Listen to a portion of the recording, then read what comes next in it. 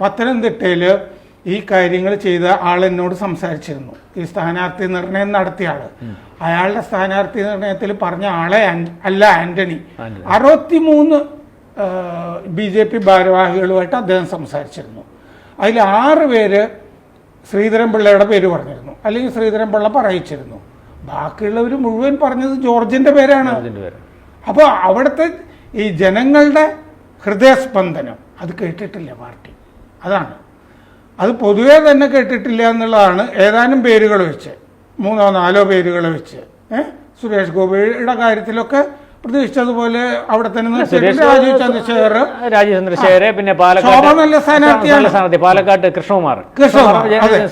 ബാക്കിയുള്ളതൊക്കെ നമുക്ക് ഈ പറയുന്ന പോലെ ആൾക്കാർക്ക് സാധാരണക്കാരന് കാണുമ്പോൾ പോലും ഇത് അവർക്ക് വേണ്ടിയിട്ട് ചെയ്യുന്നതല്ല. അതെ, നമുക്ക് വിന്നബിലിറ്റി എന്ന് പറയുമല്ലോ. ആ വിന്നബിലിറ്റി എന്ന് പറഞ്ഞ സംഗതി CPM നോക്കിയിട്ടുണ്ട്. നിങ്ങൾ പറഞ്ഞു